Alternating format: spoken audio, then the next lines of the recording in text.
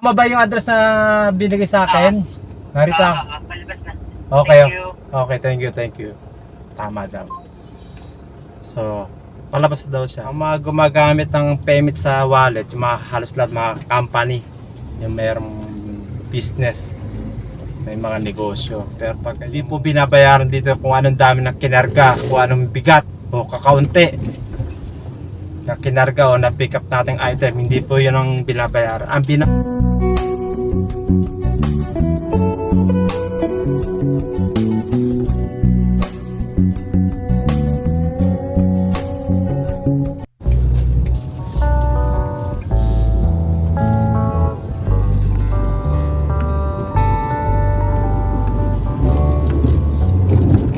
Pagkaraan ng 1.3 kilometro, kumanan sa 142 General Luna.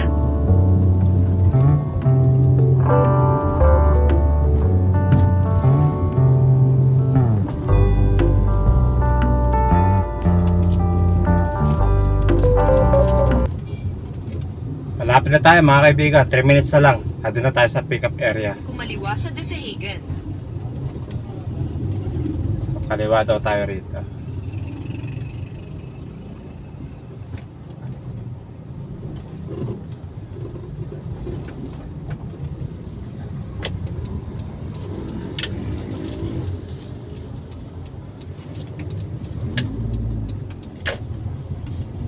Pagkaraan ng 100 metro, kumanan sa Pulong Candy Road.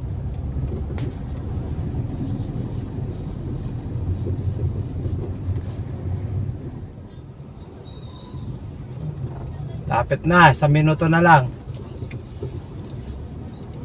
Sa pick up area na tayo.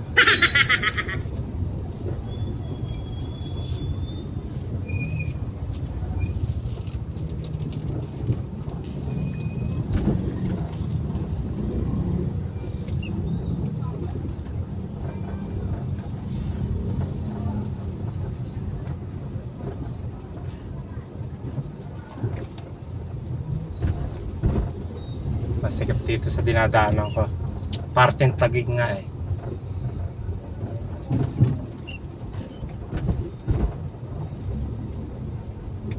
Kaya daan-daan na tayo magpatakbo.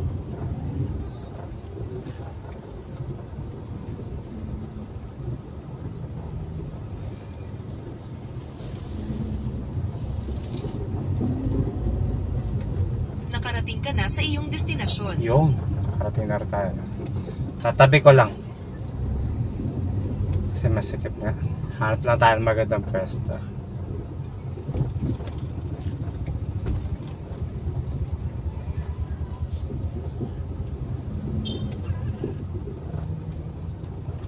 Yun.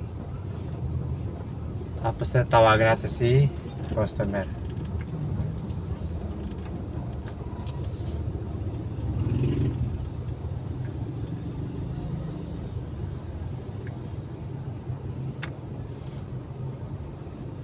Sana sumagot ka agad. Kasi yung iba hirap kontakin eh. Hindi ka agad nakakasagot sa tawag namin. Wala dyan ah. Yun, nagre-ring. Sana sumagot ka agad. Hello. Hello sir, good morning. Transportify po for pick up. Ay, yes po. Palabas na po, kuya. Oo, tama ba yung address na binigay sa akin? Narito. Palabas na. Okay. Thank you. Okay, thank you. Tama daw. So, palabas daw siya. Sabi niya tama daw kasi siguro na monitor niya yung ano. Yung kasi natatrack tayo mga Transportify doon sa area. Pag basta yun. Ay, napakita ko sa inyo ah. Palabas na. Yan po, naglalakad. Ayan o. Yan, lalaki. Sir. Okay, mga kaibigan, bali na pick up ko na yung item kay customer. Bali, ito po yun. Mga computer. Yan. Monitor. Yan. Tapos ilalim po, CPU. Yan. Tapos yan. Keyboard. Yan po. Napakagal lang po. Bali, computer accessories yung na-pick up po kay customer. So kahit siguro bata na 5 taon pataas o 6, 7 taon, 10 taon, kaya-kaya buhatin yun. Kahit babae, kaya-kaya buhatin po yun. Basta computer, alam nyo ng mga bata, di ba? Okay, bali. Okay, sandali yun. So na-pick up na natin dito sa Taguig, and then pinaka-drop off natin sa Pasig City. Okay?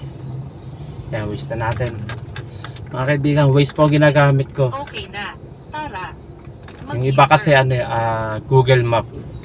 Pero mas ako sanay ako tumingin sa Waze kaysa Google Map.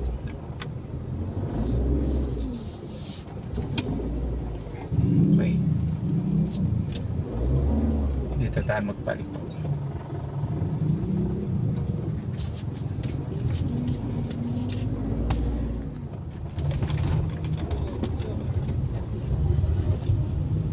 Okay mga kaibigan, bali papunta na tayo sa drop off kay customer sa may Pasig City. Bali meron tayong 43 minutes bago tayo makarating doon.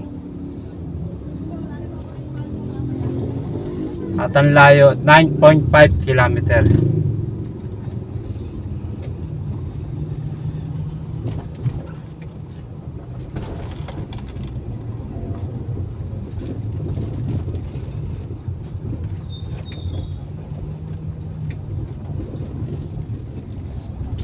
Bali company booking po siya, kaya automatic po yung payment po niya papasok sa laman ng wallet ko.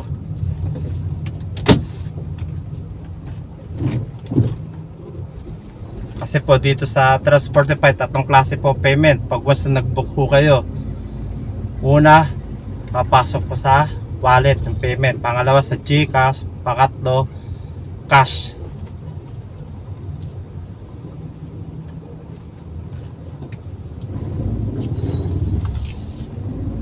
Ang mga gumagamit ng payment sa wallet, yung mga halos lahat mga company, yung mayroong business, may mga negosyo. Pero pag yung personal booking, tulad ko, papadala lang ako ng ganito, padadala ko lang ng ganito, bali ano na siya, yung payment GCash, di kaya cash. Ganun po yung personal booking, may padadala ng gamit, papadeliver lang. At ang ibabayad sa akin dito mga kaibigan ni customer, yung nga sabi ko company booking, papasok sa laman ng wallet pag once na kumpleto ko na o natapos ko na i-deliver kong item na to. Ang ibabayad sa akin ni customer 406 pesos. Yung may butal pa. Kasi po dito sa Transportify, hindi po binabayaran dito kung anong dami ng kinarga, kung anong bigat o kakaunti na kinarga o na pick up nating item. Hindi po yun ang binabayaran. Ang binabayaran po dito mga kaibigan, distance po, yung layo ng pagdadalahan, pagdedeliveran, yun po ang ang binabayaran dito ni Transportify.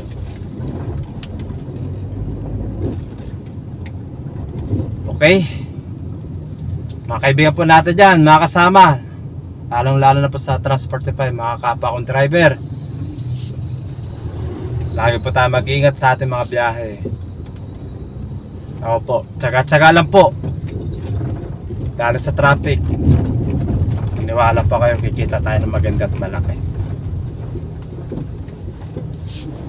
Okay? God bless po sa inyo lahat. Keep safe and keep on driving.